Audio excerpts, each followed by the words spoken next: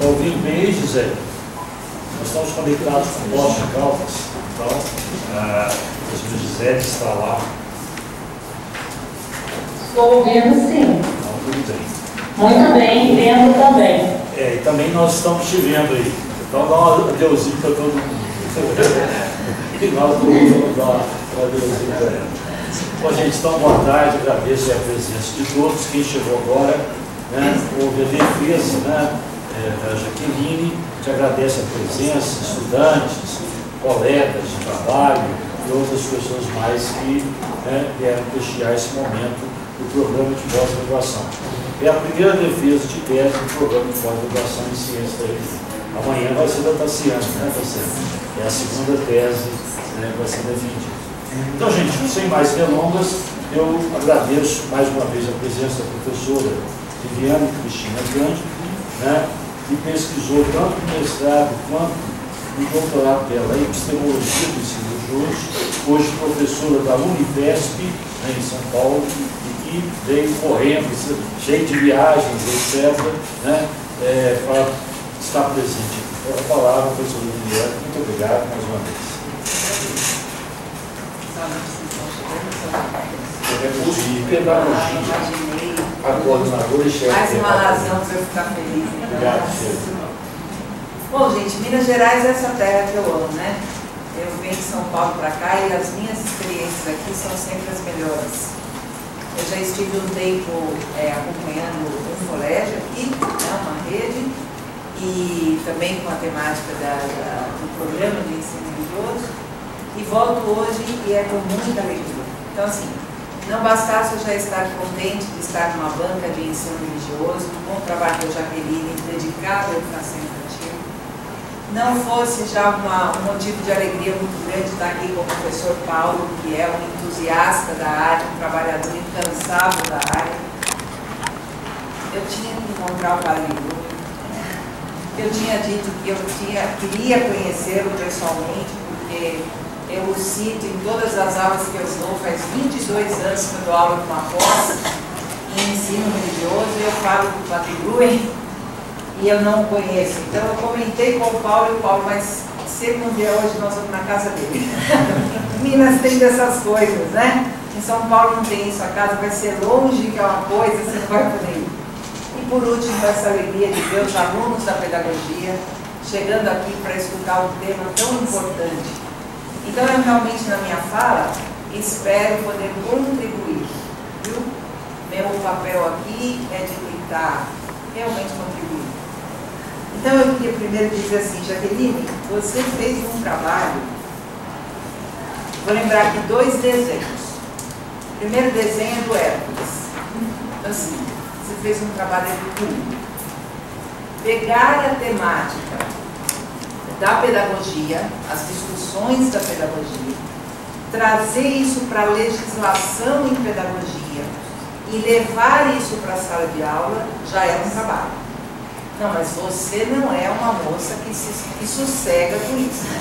Você falou, não, eu quero pegar também as questões das ciências das religiões, as grandes discussões que se fazem lá junto com a pedagogia, passar pela legislação de ensino religioso, um diálogo com a legislação própria de Minas Gerais e levar isso para a escola.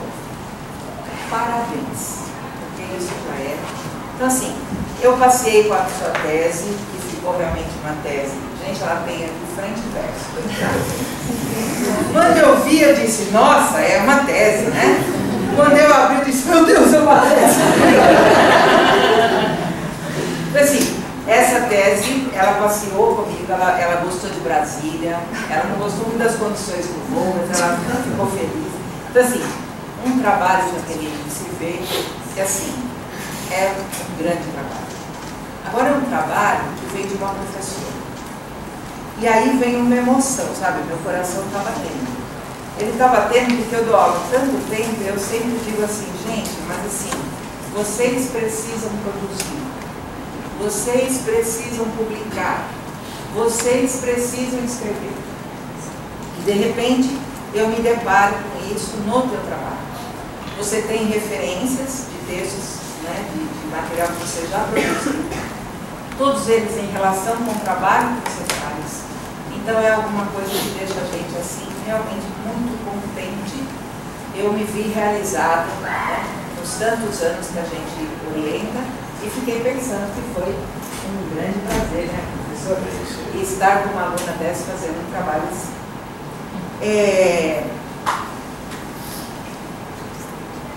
Achei que você, e queria destacar ainda, foi muito feliz na escolha dos autores. Percebe-se que você pega a linha do Bruin e você consegue trazer os autores para conversar com ele e escolher autores que fazem parte dessa conversa, porque isso para o trabalho acadêmico é super importante. Então eu vi que você se preocupou em trazer toda a história, tanto na pedagogia quanto na ciência das religiões, mas você foi dando mais lugar para os autores que dialogam com essa proposta de ensino religioso que você escolheu, que você defende e que você fundamentou. Então achei isso muito interessante, especialmente nas figuras do Levinas e do Franco, né? Você fala em sentido da vida, eu acho que você escolheu dois autores muito importantes para esse diálogo. E a gente, numa tese pronta, a gente já não está mais tão preocupado com a tese em si, senão com a produção, com o que você vai publicar depois disso. Então, eu acho que o Levinas e o Franco ficam aí como um convite para você depois, agora como doutora, né, em breve como doutora, ao final da banca, que você dê continuidade a essa pesquisa nesses dois autores que são extremamente importantes. Uma coisa que eu achei no seu trabalho, mas que eu penso que não tinha que ser assim, e eu estou nesse momento me vendo no teu lugar, porque eu ouvi a mesma coisa na minha banca, olha só como o mundo dá volta, né? Agora é a minha vingança. O seu trabalho é amplo. A academia não gosta de trabalhos amplos, né? Trabalho que começa falando, como eu dizia, né, de todo lado da pedagogia, das ciências e vai até a sala de aula. Agora, essa amplitude do seu trabalho, ela tem uma justificativa, no seu caso, e não só uma justificativa, senão uma razão de ser, que é o fato de que, se você não faz assim, você não chega até a sala de aula. Porque esse lugar da sala de aula é o lugar mais místico, mais sagrado, mais difícil de alcançar que nós temos. Por quê? Porque a escola, a sala de aula, é um espaço-tempo de relações. Então lá, como você bem mostrou no seu trabalho, a gente não tem tranquilidade. Nós temos tensões, nós temos desafios, nós temos encontros e desencontros o tempo inteiro. Então, na amplitude temática que um espaço como esse gera, é muito difícil você chegar com qualquer teoria acadêmica e dizer essa teoria se encaixa aqui. Nem os grandes pensadores da educação conseguiram ser únicos ao tratar de um assunto, de um tema dentro da educação. Tanto é que nós, quando vamos discutir qualquer tema, precisamos fazer referência a 2, 3 autores para conseguirmos dialogar com o tamanho, com a especificidade, com a profundidade da realidade da escola e da sala de aula. Então não tinha como não ser amplo, né? Mas eu vou deixar, depois do trabalho de você, de volta. Não ia porque eu me apeguei a ele. Eu desenvolvi um apego pessoal, minha companheira.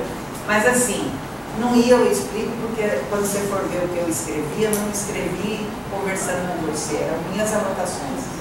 Mas quando eu fui pegar tudo para colocar no que eu ia falar, eu disse assim, eu acho que isso a Jaque tem que ter. Opa, a Jaqueline. A Jaqueline tem que ter, porque são coisas que quem sabe depois possam te ajudar. Né? E por último, nessa parte que é introdutória, e aqui vão também as pequenas observações, que são bobagens para ocupar aqui o tempo, né? Coisinhas. Mas eu lembrei de um outro desenho Quem aqui já assistiu Mulan? Viram o desenho? Gente, vocês lembram então, rapidamente, eu trabalho com narrativas, então não tem jeito de não contar uma história, né? Então, como é que é a história da Mulan? A Mulan, ela é a única filha e o pai é chamado para a guerra na China. E a Mulan, então, para proteger o pai, ela vai no lugar dele. Né? Ela se apresenta, ela se coloca como homem e tal, como um rapaz, né? E se apresenta à guerra. E o caso aqui acaba que a história, que eu não vou ficar dando spoiler, né? Mas o fato é que a história se desenvolve de uma forma em que a Mulan, na verdade, ela acaba sendo assim a grande responsável por salvar a China naquele momento, né?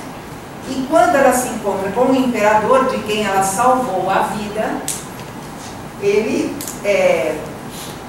fala com ela num tom que ela pensa que vai levar uma baita bronca, né? Faz aquela coisa bem de criança, assim, de que, nossa, desculpa, eu não queria.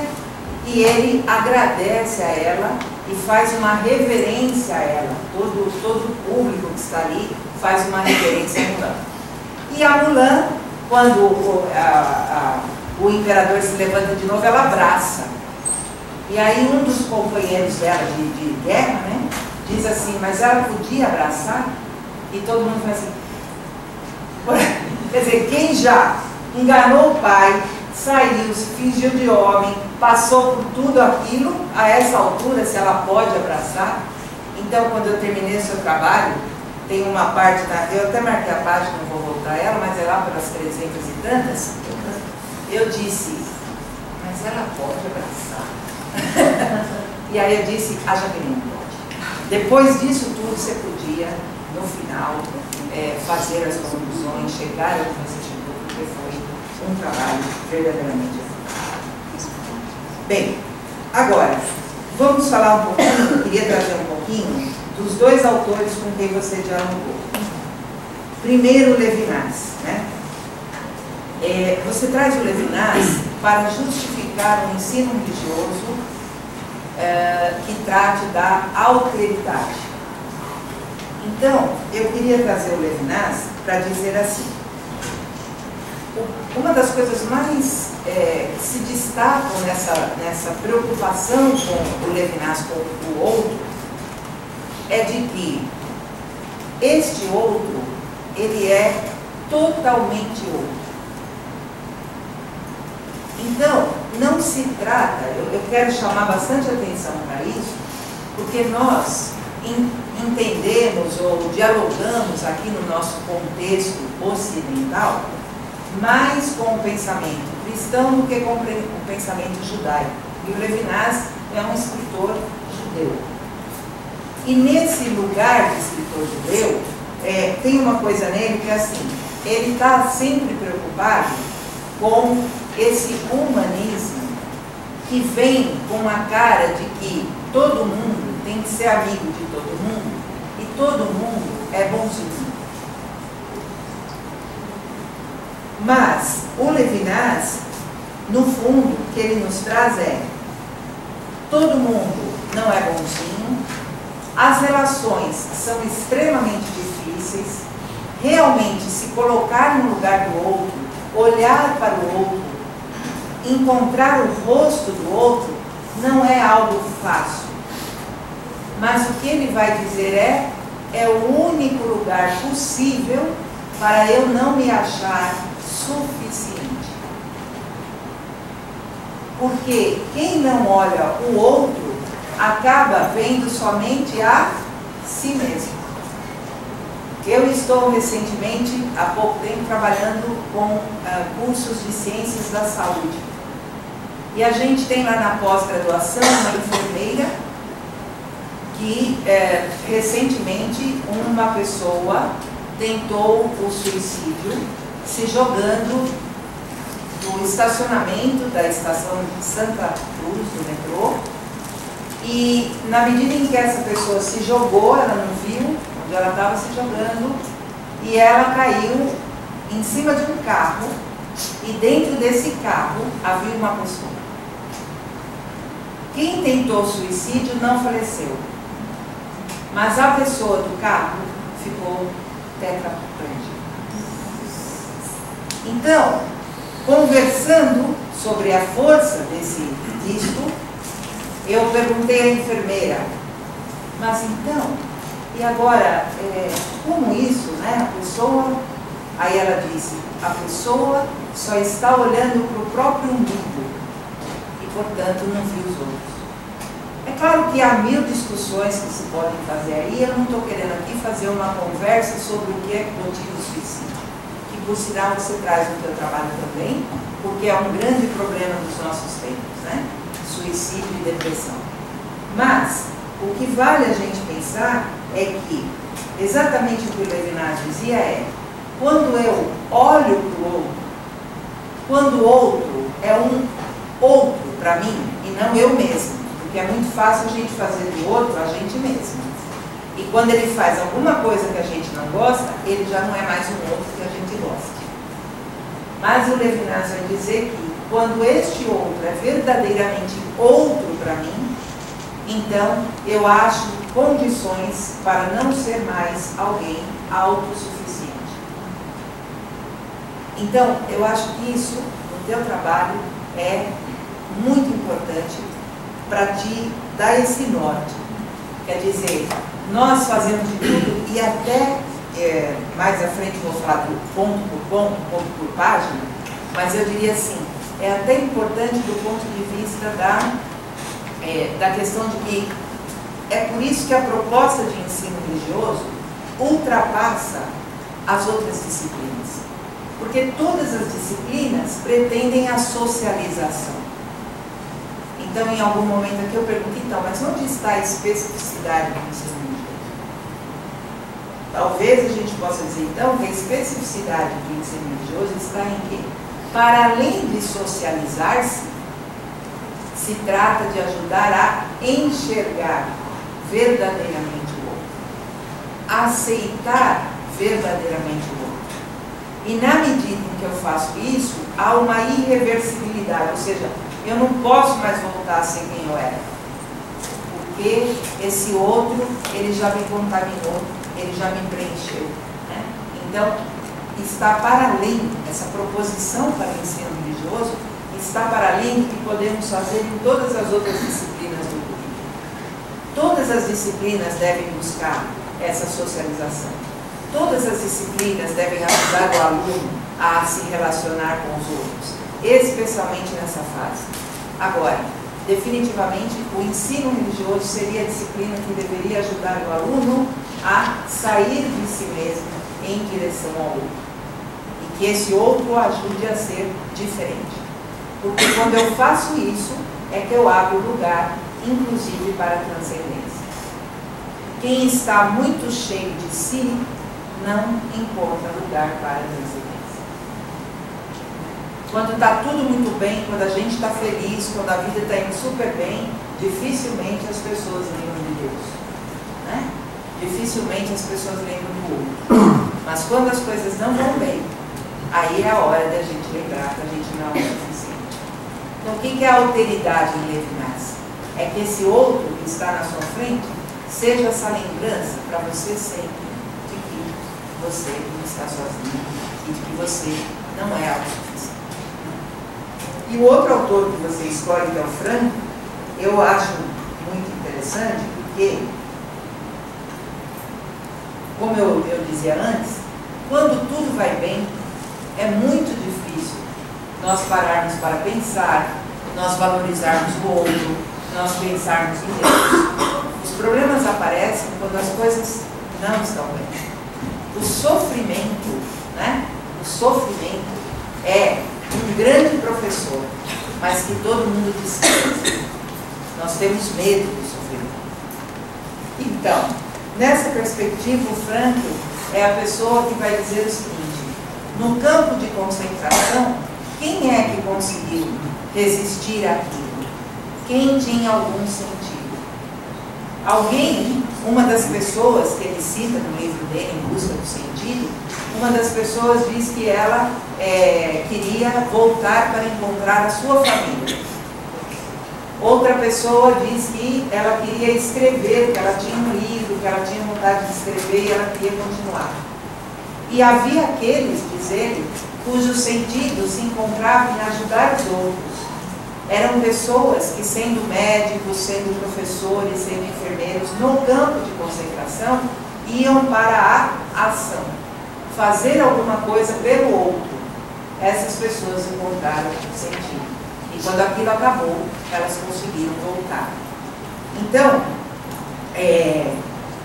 quando a gente fala da escola, da sala de aula, como espaço, tempo de relação, e, portanto, esse lugar onde as coisas vão acontecer como tensão, uma palavra que você usa que eu acho importantíssima, do conflito.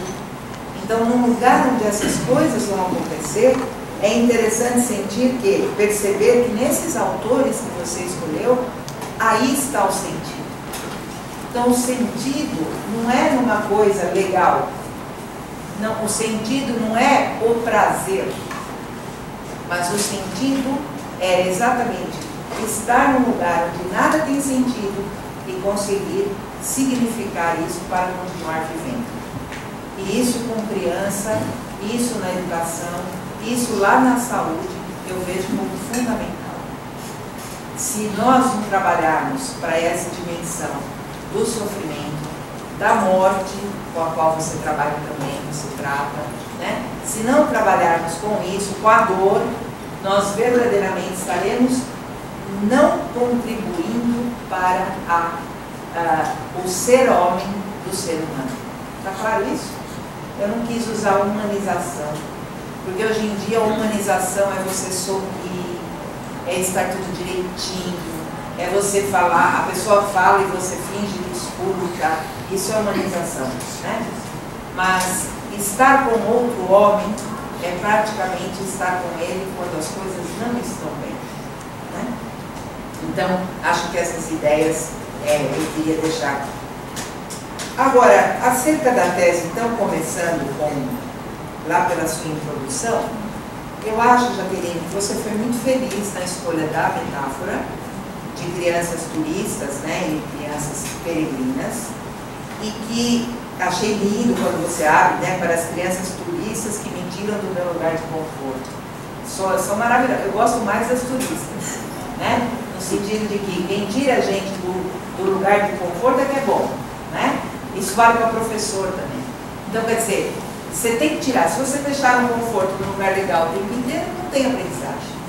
Esse negócio antigamente se falava muito de aprendizagem, a escola tem que ser um lugar feliz, a sala de aula tem que ser um lugar feliz. Eu digo assim, gente, olha, só se for para aluno não real. Porque não dá para ser feliz, sabe? Tem que não ser feliz, né? Eu tenho filhos também, e aí de repente você fala para os seus filhos que não, pronto, acabou a alegria. Só que o não é a coisa mais importante que você pode falar para eles. E o teu lugar de pai, mãe, etc. Né? Então, a importância das crianças turistas. E você que abriu a tese dizendo que nós somos todas as nossas ações são pedagógicas. Né?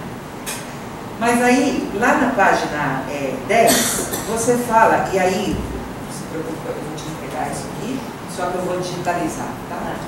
Vou digitalizar não. Eu fui escrevendo um caminho itinerante, um negócio, e a letra é bonita, mas enfim. Você dizia que o ensino religioso na educação infantil é importante porque ajuda as crianças a enfrentarem as ameaças e os medos nessa etapa de desenvolvimento. Então veja, pelo que eu dizia no começo, como que você está colocando aqui infere uma coisa super importante, né? Quer dizer, o ensino religioso como proporcionador de uma experiência de sentido, né? Então, muito interessante, ao mesmo tempo que valem aqui algumas preocupações que são sempre aquelas. Mas, o que o ensino religioso faz para contribuir com isso, que é diferente das outras disciplinas? Porque essa exigência deveria ser para todas as disciplinas, né? Então, essa preocupação a gente tem que ter sempre. E na página 10 você também começa esse diálogo entre educação e cuidado, que eu acho bastante importante, né, nos dias de hoje. Então, a educação, e especialmente a educação infantil, tem que ter essa especificidade do cuidado, né? Você está falando de vidas que têm que ser acompanhadas. E esse cuidado, se ele sai para entrar um conteúdo programático, então, de fato, nós determinamos o fim da educação infantil ou de qualquer educação, né? Então, essa educação do cuidado, ela tem que ficar muito presente nisso. Na parte 1, você traz, então, o ensino religioso com seus constituintes, você fala de legislação, você fala do currículo, você fala do professor, do projeto político-pedagógico. Lá na parte 1, eu deixei como um questionamento do seu trabalho a questão da fenomenologia da criança. Eu dei uma pesquisada, mas isso foi muito superficial, mas assim, me parece que o mais apropriado seria, e aí eu deixaria para você argumentar depois, né, se você quiser, seria mais apropriado a fenomenologia da infância, né, para você não individualizar, ou como alguns autores usam, a fenomenologia e o mundo da criança, né? E isso porque você cita, e eu estou trazendo aqui um aporte para essa questão, que seria o Merleau-Ponty, né? Porque ele vai tratar exatamente da infância como uma descentralização do adulto. A infância como existência. Então, a criança existe, a criança é no mundo. Então, o que é a fenomenologia da infância? É você estudar essa manifestação, olhar para essa manifestação, né? Descrever essa manifestação desse ser que é, né? Como você bem colocou, comparando com a teoria do Rousseau, comparando com a visão da criança como miniatura. E uma coisa importante aqui também do Merleau-Ponty, que vai ajudar você depois no diálogo com o Levinas e o Frank, é que ele vai falar da ontologia da carne. Isso eu acho maravilhoso no Merleau-Ponty. Ontologia da carne. Quem que é o ser? O ser é uma pessoa encarnada, que tem uma carne. Portanto, o ser é. E Merleau-Ponty vai dizer acerca da criança, da infância, que a infância não tem diferença entre a exterioridade e a interioridade. Então, tudo o que acontece, como você bem colocou na sala, na educação infantil, é da criança. Tudo faz parte. Quando a sua aluna diz para você, diz para a mãe dela, a minha religião é a da Jaque, ela está mostrando como está acontecendo essa simbiose, né, em sala de aula, esse movimento, e que é muito bom se ter consciência dele. E eu fiquei muito feliz de ver isso no seu trabalho. Você depois entra para uma discussão, que também eu vou só sinalizar, mas você entra com a problemática da condição humana, quando você cita o trabalho do Luiz Felipe Pondé. Então, eu acho que eu pensei em deixar aqui marcado, né, a questão da condição humana, porque quando falamos em condição humana, nós falamos desse ser humano que é. Falar de condição humana é interessante porque quando você fala que as crianças também trazem o mal, que existe também maldade, que existe... Isso é interessante porque está no campo da condição humana. E esse lugar da condição humana é importante a gente olhar, porque senão a gente idealiza o outro. E o outro não é o cara ideal, ele é essa pessoa que está aí. Por isso que hoje em dia se gosta tanto de ter amizade no Face, no Instagram, e tão pouco de ter amizade perto. Porque a amizade perto, ela fala, você não gosta do jeito que ela falou, ela usa uma roupa que você não gostou, ela cheira. Então é melhor aquilo que é higienizado. Tem uma parte que você vai falar da higiene e da pedagogia, né? Então assim, essa higienização é algo do mundo de hoje. Todo mundo quer distância, né, dos outros, porque os outros incomodam porque eles são.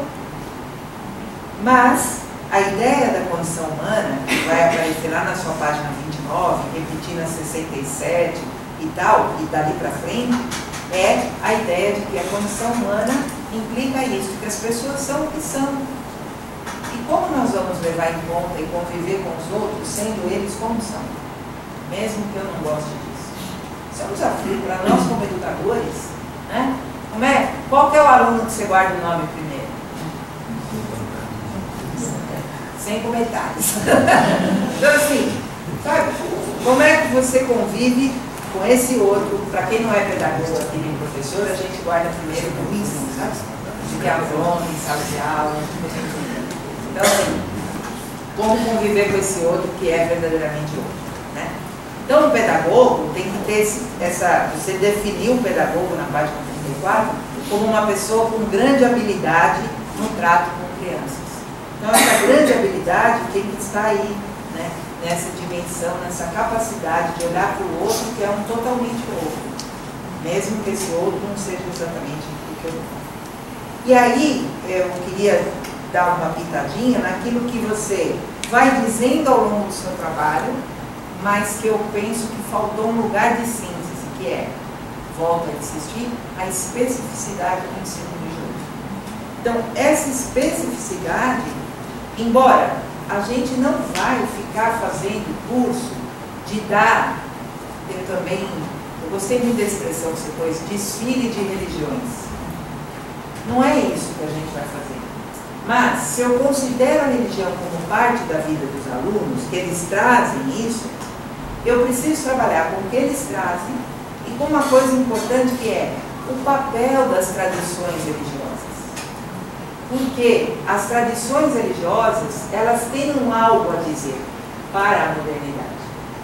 Lá eu trabalho com um autor em bioética, que é o Hans Jonas. E o Hans Jonas é um filósofo que vai dizer o seguinte, que a preocupação dele é como vai ser a ética agora, que a ética não é mais a minha relação com as pessoas que são próximas. A ética agora é a minha relação com a tecnologia. Então ele fala, em tempos em que você pode fazer tudo, quem é que te para?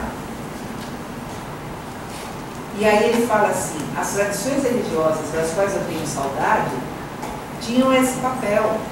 Elas legislavam um pouco acerca desse lugar. Então, tratar das tradições religiosas não como definições, mas eu penso que sim, trazer quais são as contribuições. Claro que na educação infantil não é dessa maneira que você trabalha, senão que na vivência, né? Mas, quais são as contribuições que o cristianismo, que o judaísmo, que o budismo trouxeram e têm trazido para a nossa vida em comunidade? Porque se ela é tão difícil, a gente precisa ter algumas coisas que nos deem algum parâmetro. E essa é uma especificidade nossa. Tem alguns lugares na religião que nos dão parâmetros para o nosso trabalho. Depois, quando você relatou a criança, eu enxergo muito você falando da criança precisando aprender a sofrer e aprender a sofrer tendo alguém do lado. Esses dias,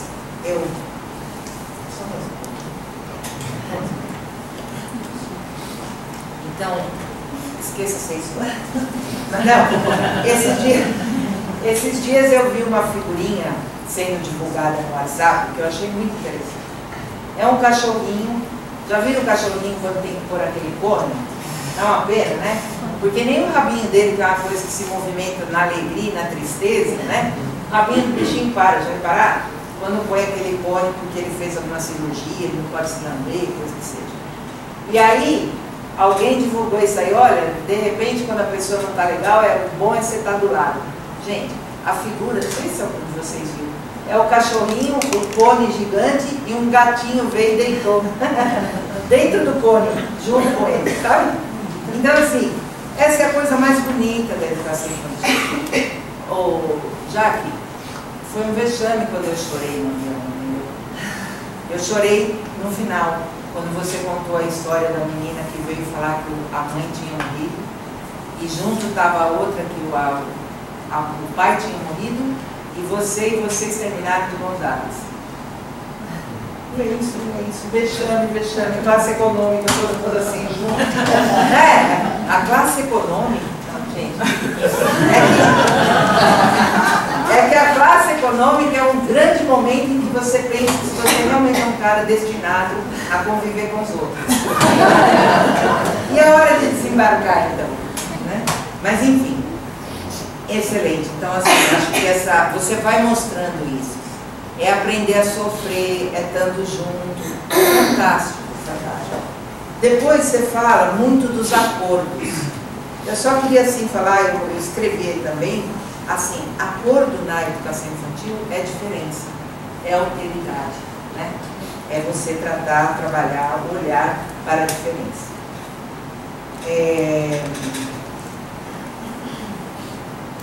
Só mais um minutinho, gente, porque tem alguns lugares aqui que eu vou... Sim, eu vou falar aqui porque acho que eu não escrevi, mas olha, só a questão da metáfora, eu achei, depois da página 69, em algumas páginas que eu marquei, que da forma como você colocou, eu acho que não é intencional, mas como se lê, quem está de fora, parecia que ao final, isso que era uma metáfora virou um rótulo. Então tem alguns lugares que eu pergunto a você assim, mas só a criança peregrina faz isso? Só a criança turista faz isso? Então só para você pensar nisso, porque tem essa coisa do passageiro, porque hoje a criança é assim e amanhã ela é de outro jeito. Neste momento ela se apresenta desse jeito, depois se apresenta de outro. Então o uso da metáfora é muito interessante, mas a gente tem que cuidar se ela de repente não começa a não seguir. Destaque para o trabalho que você faz com relação à família, né? Achei fantástico a ideia do espetáculo. Quando você trata, eu destaco lá na página 116, você faz um enunciado sobre educação. Uma educação inteligente que promova a ação, valorize sua singularidade, que promova a criança, valorize sua singularidade e a ajude a resolver os conflitos com reflexão. Adorei isso. Não é a criança quietinha, direitinho no seu lugar, mas é o conflito, é a tensão, é esse lugar que a gente vai tentar se direcionar para ele. Depois você entra na educação moral, e aí eu queria te fazer uma pergunta, que é possível ser moral sem ser religioso? Essa perguntinha capciosa, não, nada de capcioso, só para você deixar mais claro aquilo que você já falou. E depois você trata da questão da dimensão religiosa da criança, e lá você vai trazer um elemento que é super importante e que eu queria frisar. Não há como negar a experiência religiosa da criança. Então, na educação infantil, nós estamos falando de experiências, ou seja, de vivências. Então, isso tem que nos importar sobremaneira. Ela traz experiências boas, ruins, de aceitação da religião, de negação da religião, não importa, mas são experiências que mostram que em algum momento ela foi tocada pela temática religiosa, o toque religioso, eu gostei disso também. Então, assim, é preciso que você olhe para isso. Portanto, quando eu perguntava da especificidade do ensino religioso, voltar a frisar isso. Nós não temos que fazer de conta, porque o Estado é laico, de que ninguém tem experiência religiosa. As pessoas têm, as pessoas dialogam com isso. E às vezes, um ouvir o outro é importante, não para que o outro se convença da religião alheia, mas é importante para que o outro veja que alguém tem uma referência. Outro dia uma médica dizia para a gente numa reunião o seguinte, que ela, como cirurgiã em dermatologia, não crê, mas o marido dela crê. Então ela disse, eu gostaria, gente, isso eu estou falando assim, foi quinta-feira da semana passada na reunião. Ela disse, eu gostaria de acreditar, porque eu vejo que eu sofro muito mais do que o meu marido. Então, é disso que nós estamos falando. Se alguém vai dizer que consegue lidar com o sofrimento por conta da professora, outro vai dizer que é por conta do pai e da mãe, outro vai dizer que é por conta... Mas importa que nós trabalhemos isso. E no ensino religioso, olha, As religiões podem fazer muitas coisas erradas, mas as religiões também podem dar sentido para muitas pessoas. E daí, isso também é importante de trabalhar, né? E por último, né, eu queria dizer de um tema que passa, você dá o nome, mas eu acho que ele pode ganhar um espaço maior, que é a questão da criaturalidade. A ideia da tradição religiosa sendo trabalhada com crianças ou com adolescentes é que, quando eu trabalho assim, eu ajudo aquelas pessoas, os alunos, a entender que eles não são deuses. Porque hoje todo mundo se acha Deus naquilo que faz, que pode andar fazendo e desfazendo, que pode ir para cima do outro como quiser, né? Mas a gente está precisando lembrar as pessoas que elas são criaturas. Nós somos criaturas. E isso, gente, não é só ruim. Ah, isso é a religião querendo segurar as pessoas. Não, isso é bom. Eu digo do lugar, de novo, da saúde, eu vou fazer aulas do primeiro ano com curso de enfermagem e cursos de medicina. Qual que é a primeira coisa que a gente começa a falar com eles? Porque eles vêm e dizem, eu estou fazendo esse curso para ajudar as pessoas. E o médico diz, futuro médico, eu estou fazendo esse curso para salvar as pessoas. Como é que a gente vai dizer para esse aluno, e ele vai ficar inteiro depois, que ele vai, de repente, não conseguir salvar pessoas? Então, aprender desde pequeno que eu sou criatura, que eu vou fazer o melhor que eu posso, mas que as coisas, boas ou ruins, estão fora de mim, é um aprendizado de transcendência e algo com que as nossas aulas, as tradições religiosas podem nos ajudar, né? Eu acho que é isso, e mais uma linha, juro. Eu vou só ler. Nesse livro chamado Do Sagrado ao Santo, 5 novas interpretações talmúdicas, né? O Levinas está dizendo assim acerca do Mishnah, que é um livro que retrata a oralidade do judaísmo, né?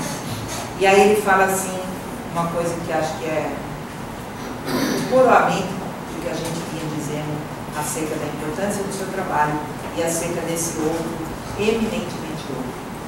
Ele fala assim, sublinhemos ainda um detalhe da situação em que se acha a Mishnah aqui, característica do humanismo judeu. O homem, cujos direitos devem ser definidos, é, em primeiro lugar, o outro homem. Não é inicialmente o eu. Não é o conceito homem que está na base desse humanismo. É outro. Isso vai virar um título de livro, que é o humanismo de outro homem. Então, o outro é que é o lugar. E isso, Jaqueline, é, mais uma vez, em nome de uma pedagogia da verdade, uma pedagogia da ação, e que leva essas crianças para algum lugar, na verdade você está falando o contrário. Quer dizer, quando você fala que esse outro é o lugar principal, você está dizendo o contrário do que tudo no mundo está falando. Porque hoje é tudo, o centro é você, né? Os pais não querem ter filhos porque eu não quero sair dessa minha realidade, né? Eu não quero fazer tal coisa porque eu preciso aproveitar a vida. Então, no momento em que tudo se volta para o eu, nós estamos, mais uma vez, feito as tradições religiosas, dizendo lá no ensino religioso, você não é você sozinho. Você é e será melhor e será mais feliz quando você olhar para o outro, o eminentemente outro. Então, o humanismo não é um abraço, o humanismo não é um sorriso, o humanismo é olhar para o outro. E como diz o autor que eu estudo, que eu gosto muito, falava na hora do almoço com o Paulo, agora lembrei, o Franz Rosenzweig, um autor judeu que é contemporâneo do Levinas, do Huber, ele dizia assim, o outro é aquele que não tem somente ouvidos, ele fala. Esse outro que fala é que é o problema. Se a gente pudesse calar a boca do mundo. Mas é isso, Jaqueline. muito obrigada pelo prazer, pelo deleite que foi acompanhar o seu trabalho. Imagino acompanhar a sua evolução. Parabéns, professor. Muito obrigado, Viviane. Quer responder?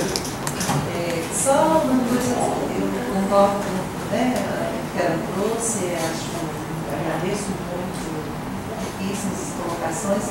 Agora, quando a gente coloca sobre Levinas e situa a criança, como que a criança percebe a alteridade? Eu achei isso também muito interessante quando você traz, né? Ao nascer, porque alguém vai oferecer para essa criança a vida naquele alimento que alguém oferece. Não é o seio apenas, né? Não é essa mãe biológica, vamos dizer, mas alguém que traz aquele alimento e olha para aquela criança. E nesse olhar, ela começa a descobrir a alteridade, que ela precisa do outro para sobreviver.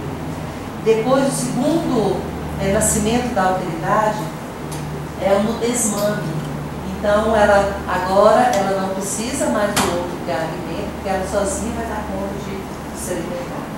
E o terceiro nascimento é a escola, é o nascimento da alteridade, porque até então essa criança era ela e ela mesma, mas agora há um outro ali. Peraí, né? Não mexe no jardim do outro, porque ele tem direito de ter o jardim dele. E você vai cuidar do seu, ser muito bom, mas existe um outro ali. Então, a educação do compartilhar, ela nasce ali. E é isso que aflora o tempo inteiro, e é isso que dá sentido à aprendizagem na educação infantil. Né? Como você falou, não é apenas o conteúdo está lá. Né? A gente aprende tanto no colégio. Ele está lá para ser mudado, né, Beth? O tempo todo. Vamos mudar. Mas a gente precisa dar ouvido para essa criança que exige de nós que a gente mostre para ele que tem um gosto. Porque ele sabe que há alguma coisa. Mas muitas vezes nós que estamos ali, que vai falar, olha, você fez alguém chorar? E aí ele é alguém, né? Então, eu achei isso bem interessante. Agora, exatamente essa especificidade eu vou retomar, te agradeço muito. E a pergunta, é possível ser moral sem ser religioso? Sim. Eu lido com muita, né, no caso de muitos adultos que não têm religião, essa institucionalização, e que são extremamente cristãs, muito mais do que muitos que se dizem cristãos, ou que têm outras religiões, mas que se dizem religiosos. Agora, a criança não tem religião. Né? Se você chega, meus alunos de 4 anos, você chega lá e pergunta para eles, o que é religião? Eles vão te olhar assim, tipo, o que você está querendo saber? Que nem eu sei, né? Eles não sabem falar muitas vezes ensino religioso. Então eles falam aula de amor. Quem falou isso para eles, gente? Eu nunca falei isso, de onde eu vi isso? Mas eles sabem que tem alguma coisa legal ali. E quando a gente assenta na rodinha, eles têm 4 anos. Então são 4 minutos, não é assim que a gente aprende? 4 anos, 4 minutos de atenção. 5 anos, 5 minutos. O resto é atividade, né? Eles não dão muito conta. Mas eles ficam 15 minutos, 20. Como que eles fazem isso? Porque eles sabem que tem alguma coisa ali. Que nem sempre no mundo eles vão poder falar e representar né, no seu jeito, colocar e alguém vai acolher. Então é um momento muito interessante, sim. Mas eu acho que o ser moral é uma conduta, uma escolha que essa pessoa faz, um critério para escolher entre o certo e o errado. Mas para eu escolher, eu tenho que ter um lugar para onde tirar. E aí é que nós falamos o tempo inteiro, que é a alteridade. Perfeito, obrigado, então, Viviane. Antes de passar então a palavra para a professora Suzana, defesa também é um momento de aprendizagem. É só para vocês, né, principalmente os estudantes que chegaram aqui, conhecer que tem 2 pessoas muito importantes aqui presentes. Um é Wolfgang Grün, que é a pessoa que mudou o ensino religioso na história. Né? Então está presente. Lá na defesa tinha lá, né, o Wolfgang Grün, então vocês estão vendo. E Frei Chico, que é um dos, né, grandes pesquisadores do cancioneiro popular. Né? Ele tem um pequeno livrinho que é dessa grossura aqui, um dicionário, né, da religiosidade popular. Então, 2 grandes figuras vocês vão poder contar. Estive numa banca tinha duas pessoas muito importantes. Olha, depois teve a Kelly, teve a Sheila, a Gisele, que está lá em Porto, um montão de gente aqui, né, feito isso e tudo mais. Então,